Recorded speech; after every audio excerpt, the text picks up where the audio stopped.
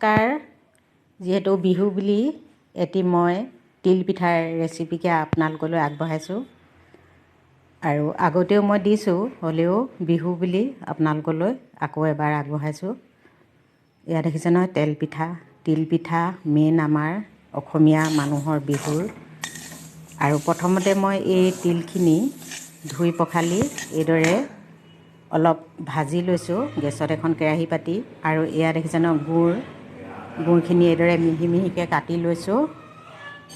আৰু এয়া তিলখিনি এইদৰে অলপ ভাজি লৈছোঁ। আৰু দেখিছে নহয়, এয়া এটা দুটাকৈ অলপ ফুটিব ধৰিছে। দুই এটা ফুটিলেই তিলখিনি হৈ যায়, খুব ধুনীয়াকৈ ভাজ খায় আৰু খুব ধুনীয়াকৈ লৰাব লাগে। এয়া দেখিছে নহয়, খুব ধুনীয়াকৈ লৰাই ইয়াত দুই এটা ফুটিছে। তাৰপিছত মই এইদৰে মিক্সিতে মই তিলখিনি পিচি লৈছোঁ। আপোনালোকে যিদৰে সুবিধা হয় সেইদৰে পিচি ল'ব। আৰু এতিয়া মই এয়া দেখিছে নহয়, গুড়খিনিৰ লগত এইদৰে সানি ল'ম।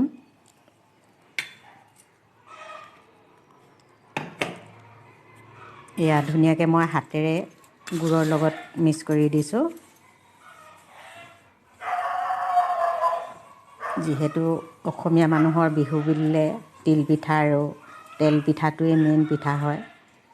এয়া দেখিছে নহয়, ধুনীয়াকৈ মিক্স কৰি ল'লোঁ। তাৰপিছত এয়া লং, ইলাচি আৰু অলপ চফ কেৰাহীত অলপ গৰম কৰি মই মিক্সিত পিচি ল'লোঁ। আৰু এয়া বৰা চাউল মই 8-9 ঘণ্টামান তিয়াই থৈছোঁ, যিহেতু মই মিক্সিতে পিচিম। আৰু এতিয়া মই এইদৰে ধুই পখালি এইদৰে এটা বাট থকা, এয়া দেখিছেনে, ফুটা থকা খৰাহীত এইদৰে চাউলখিনি উঠাই লৈছোঁ। আৰু অকণমান সময় পানীটো যোৱাৰ পাছত মই পিচিম। আৰু যিহেতু মিক্সিত পিচিম, বহুত সময় তিয়াব লাগে, দেৰিলৈকৈ তিয়াই থ'লে ভাল হয়। এয়া দেখিছেনে, মই মিক্সিতে পিচি লৈছোঁ। আৰু মিক্সিত পিচিবৰ কাৰণে বহুত টাইম তিয়াই ৰাখিব লাগে। আৰু এয়া দেখিছে নহয়, আৰু এতিয়া মই এখন টাৱা পাতিছোঁ জুইত। টাৱাখন গৰম হোৱালৈকে বাকীখিনি ৰেডি কৰি ল'ম। এয়া দেখিছে নহয়, লং, ইলাচি আৰু চফৰ গুড়ি অলপ দিছোঁ যিহেতু।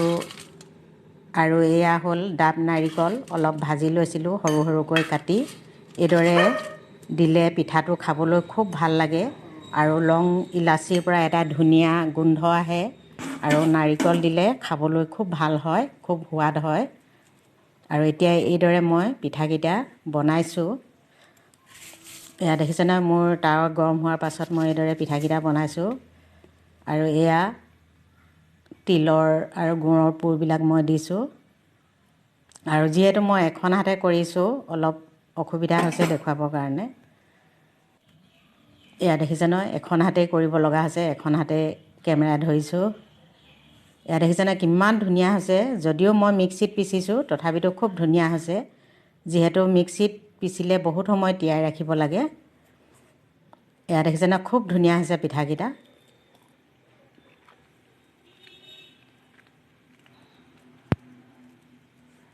খুব পাতল হয়, এইদৰে চালনীয়ে দিলে মচমচীয়া হয় আৰু পাতল হয়, খাবলৈ খুব সোৱাদ হয়।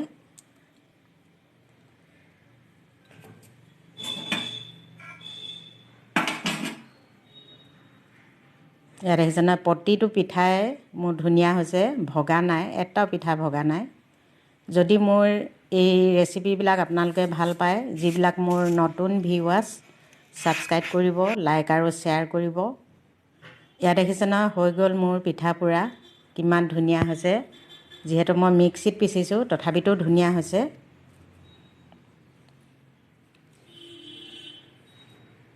এয়া দেখিছে নহয়, কিমান ধুনীয়া